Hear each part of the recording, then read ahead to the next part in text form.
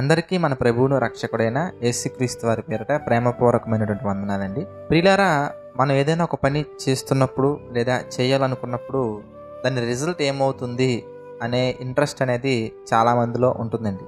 అయితే కొంతమంది దాని గురించి ఆలోచించి చింతించి డేలా పడిపోయి అనారోగ్యానికి కూడా గురవుతూ ఉంటారు. ఎందుకంటే వాళ్ళు ఒకటి ఊహిస్తూ ఒక పని చేస్తూ ఉంటారు. అది జరగకపోతే ఏమవుద్ది, వాళ్ళు ఎలా అంటారు, వాళ్ళు ఎలాగంటారు, నా పరిస్థితి ఇలాగైపోద్ది అలాగైపోద్ది అని చెప్పేసి ఓవర్ థింకింగ్ చేసేసి చాలా నష్టాల పాలవుతూ ఉంటారండి. అయితే మనం ప్రారంభించినటువంటి పని లేదంటే చేస్తున్నటువంటి పని ఎలా ఉంది, దీని యొక్క ఫ్యూచర్ ఏమై ఉంటుంది అనే ఆలోచన ప్రతి ఒక్కరిలో ఉంటుంది. దానిని బైబిల్ ప్రకారంగా మనం ఆలోచించినట్లయితే దాని ఫ్యూచర్ మనం ఈజీగా తెలుసుకోవచ్చు. ఇది మాత్రమే కాదండి, కొన్ని మనం చేసినటువంటి పనులు అనేవి అవి కంప్లీట్ అయిపోయిన తర్వాత 2 ఇయర్స్కి 3 ఇయర్స్కి 4 ఇయర్స్కి మరికొన్ని అయితే 10 ఇయర్స్ తర్వాత కూడా రిజల్ట్ మనం గమనించవచ్చు. సో మనం చేసిన దానికి ప్రతిఫలం ఎలా ఉంటుంది, ఎలా ఉండబోతుంది, కొన్ని పనులు ప్రస్తుతానికి మంచిగా ఉన్నా కానీ ఫ్యూచర్లో మాత్రం మనకు అపాయాన్ని కలుగజేస్తూ ఉంటాయి. కొన్ని పనులు ప్రస్తుతానికి అపాయాన్ని కలుగజేసే విధంగా ఉన్నా కానీ అరే ఇది చేసుంటే బాగుండేది, నా లైఫ్ చాలా బాగుండేది అనిపించే విధంగా ఉంటుంది. సో వీటన్నిటిని బట్టి ఈ 60 సంవత్సరాల ఈ జీవితంలో మనం ఏం చేయాలి, ఏం చేయకూడదు, ఏ పని చేస్తే మన జీవితం ఎలా ఉంటుంది అనే వాటి పట్ల స్పష్టత తెచ్చుకోవడానికి మనకి బైబిల్ ఒక చక్కని విషయాన్ని ఒక వివరణాత్మకంగా తెలియజేస్తుంది. మనం చూద్దాం ప్రియులారా.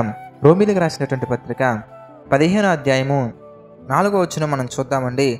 ఏలయనగా ఓర్పు వలనను లేఖనముల వలన ఆదరణ వలనను మనకు నిరీక్షణ కలుగుటకే పూర్వమందు రాయబడినవన్నీ మనకు బోధ కలుగు నిమిత్తము రాయబడి ఉన్నవి. ప్రియులారా, ఈ లేఖనాల వలన మనకి ఏమొస్తుంది అంటే ఆదరణ వస్తుంది.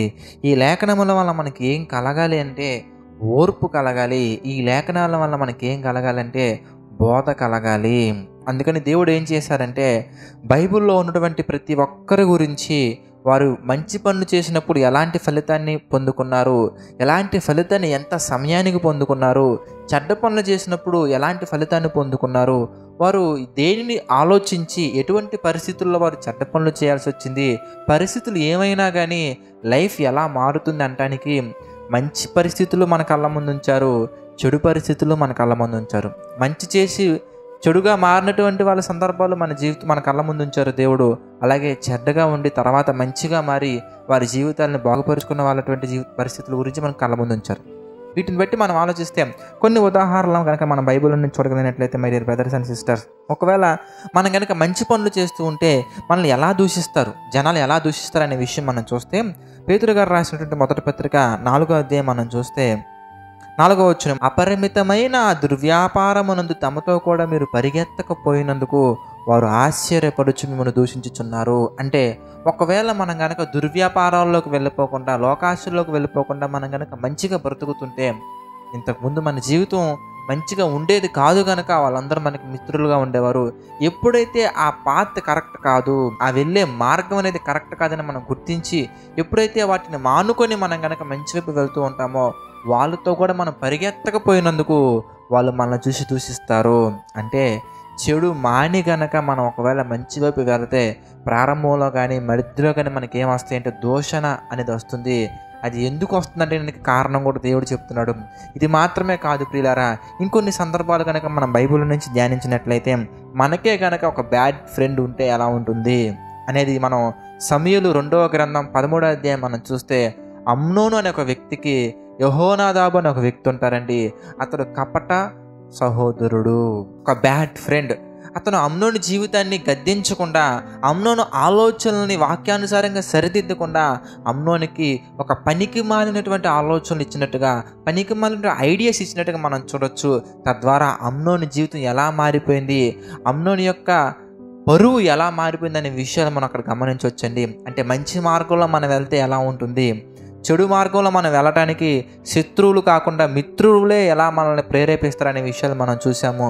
ఇది మాత్రమే కాకుండా ప్రియులారా, ప్రభువులో బలంగా ఎదుగుతున్నప్పుడు అపవాది మనల్ని ఎలా ప్రేరేపించవచ్చు, ఎలా మారిపోవచ్చు అనే సందర్భాన్ని మనం అననీయ సప్ఫీరా సందర్భం మన అపోస్తల కార్యాలు మనం చూస్తే 5వ అధ్యాయం మొదటి వచనం నుంచి 4వ వచనం వరకు మనం చూడొచ్చండి. అంటే మనం కనుక దేవుళ్ళు ఎదుగుతున్నాం అనే భ్రమలో మనం ఉండిపోతే అపవాది మనల్ని అటాక్ చేసే ఛాన్సెస్ ఎక్కువ ఉంటాయి. ఎంత అటాక్ చేసే ఛాన్సెస్ అయ్యా అంటే అది మన మరణానికి కూడా దారి తీయొచ్చు. ఇది మాత్రమే కాదు ప్రియులారా, దేవుడి యొక్క కృపను మనం పొందుకున్న తర్వాత కనుక పాపం చేస్తే ఎలా ఉంటుంది అనడానికి బెస్ట్ ఎగ్జాంపుల్గా మనకి ఇశ్రాయేలీల జీవితం అనేది మనకి బైబిల్లో కనబడుతూ ఉంటుందండి.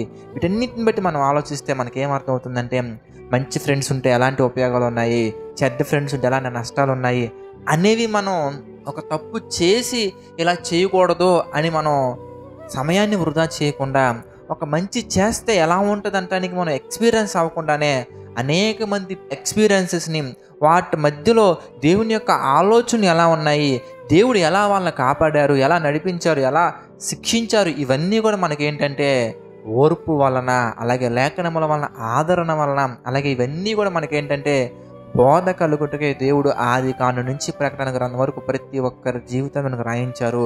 సో మనం ఏం చేయాలి అంటే వాటన్నిటిని కనుక మనం జాగ్రత్తగా ధ్యానించినట్లయితే మనం చేసే పనులు కూడా ఎలా మారబోతున్నాయి అనేది మనకి అద్భుతంగా అర్థమైపోద్ది. ఇంకా మీకు ఏమైనా సందేహాలు ఉంటే మమ్మల్ని సంప్రదించండి. తప్పకుండా దేవుని యొక్క కృపను బట్టి, దేవుని యొక్క జ్ఞానాన్ని బట్టి మీకు అనేకమైన విషయాలు తెలియజేస్తామండి. ప్రార్థన చేసుకుందాం.